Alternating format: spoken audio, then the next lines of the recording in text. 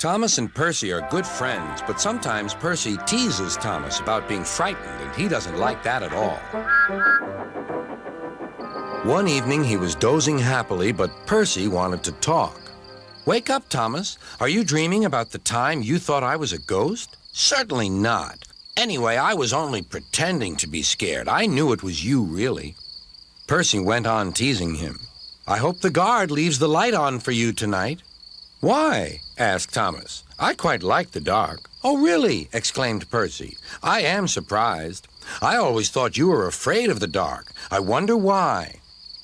Thomas decided to say nothing and went to sleep instead.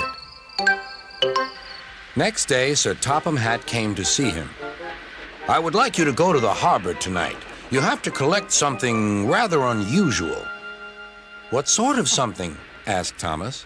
"Wait and see," replied Sir Topham Hatt. Meanwhile, Percy was moving freight cars into a siding. Henry arrived with his goods train. The signalman changed the switches, and Percy waited on the siding until Henry had steamed by. Then there was trouble. "The switches are jammed," called the signalman. "I can't switch them back for Percy. The workmen will have to mend them in the morning. It's too late now." Said Percy's driver. "I'm sorry, Percy, but you'll have to stay here for the night." "Where are you going?" asked Percy. "Home for tea," replied the fireman. Percy was speechless. He watched as the other engines went home to the shed. Nighttime came, and Percy began to feel very lonely. "Oh, dear," he murmured, "it's very dark."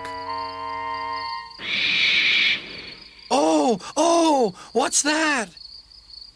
It was only an owl, but Percy didn't realize this. "Oh, I wish Thomas were here too," he sighed. Thomas was waiting for his mysterious load at the harbor. Suddenly, there it was. "Cinders and ashes," cried Thomas. "It's a dragon." "Don't worry," laughed his driver. "This dragon is made of paper. It's for the carnival tomorrow."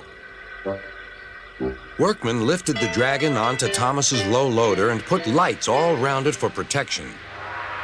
Then Thomas set off into the misty night.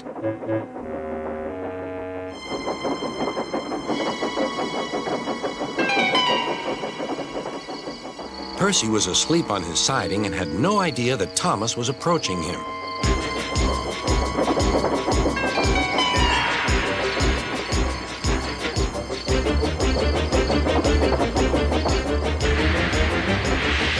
Percy woke up with a start.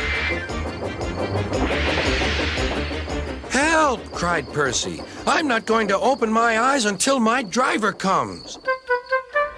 Next morning, the switches were mended, and Percy puffed back to the junction. Gordon was just about to leave with the express. "You'll never guess what I saw last night."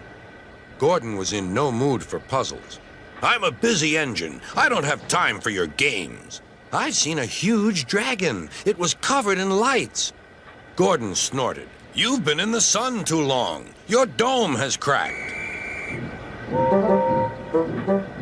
When the other engines heard the news, they laughed too.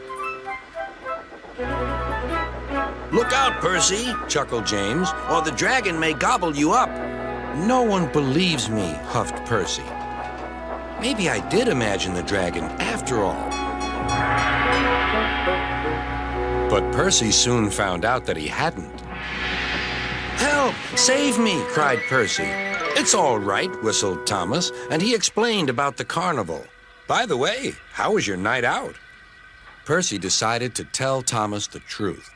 "Well, Percy," said Thomas, "maybe we do get scared sometimes, but if we're not afraid to tell each other, then that means we're quite brave, too."